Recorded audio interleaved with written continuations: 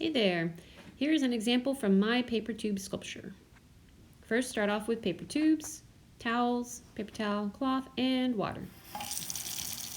I first cut down my paper tube roll and then I got it wet.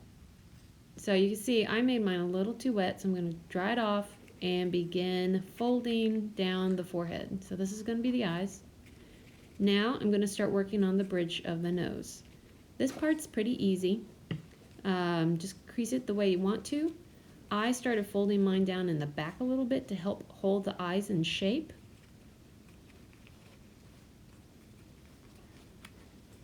You see I'm starting to get the bridge of my nose looking pretty good.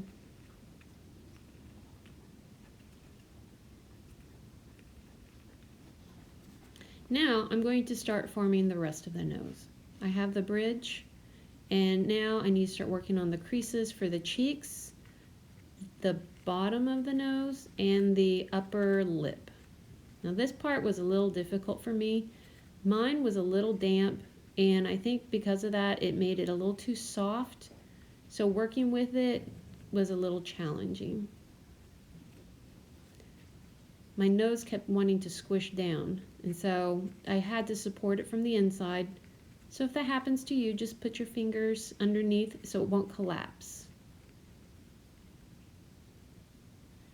Crease it as needed, and if you need to, just set it aside to dry.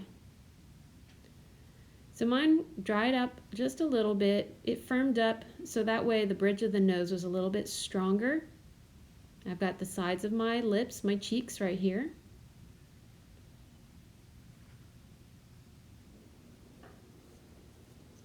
And I'm starting to get the other cheek.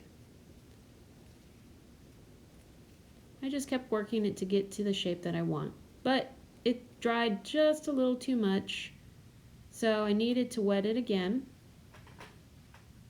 especially for the back side, because this I need for my bottom jaw.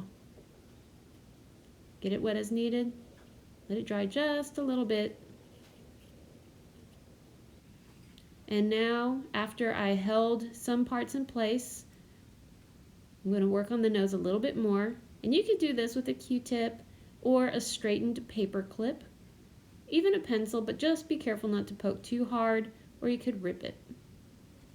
Getting the sides of the nose up a little bit higher. And I decided I need to work on the eyes a little bit. Now the nose is still soft, so I kept having some issues with that. So just trying to get the crease of the bridge of the nose, just work it as needed.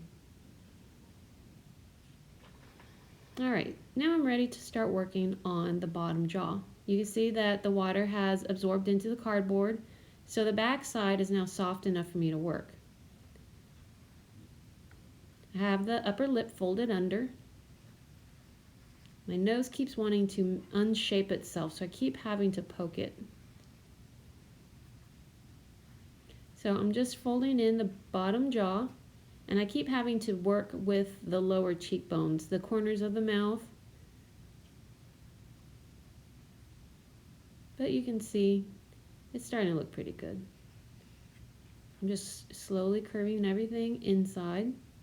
I find that if I push this here on the corners, it supports the upper lip better, and I can get a better curve for the back side of the mouth.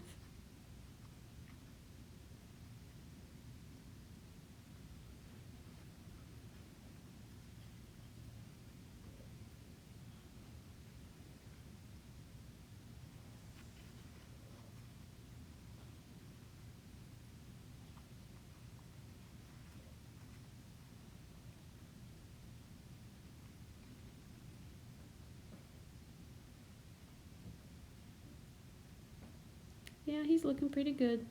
Not too bad. Now you can see this part here. See right there? He's actually starting to rip a little bit. But it's okay. Just kind of be delicate or careful with it as you're working it. So if it happens to you, it's okay. I just decided I was going to push the mouth up a little bit more so you wouldn't see it, because it was still pretty wet back there.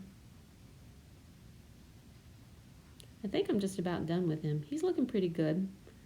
I wish I could make the eyes a little bit deeper, but I'm pretty satisfied with the way his eyes look.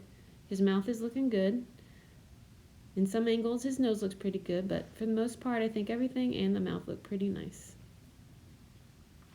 All right, now at this point, I decided to flatten the backside. I find that it held the curve for the cheeks a little bit better that way, and it made the mouth stay put. So I think that was pretty much my last tweak for the mask, or the face. All right, now I'm ready to photograph. So I found a nice dark area. I'm going to turn off the light.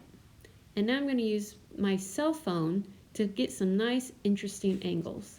So while I'm doing this, I also have my iPad so I could take some photos using the video from my iPad. And this is what I came up with. 3 different photos, my original, 1 in color, 1 in black and white. And then when I was done, my dog decided she wanted to help play with that sculpture too. Just make sure you get photos of it before you give it to your dog. And that's it. Have fun sculpting, everybody.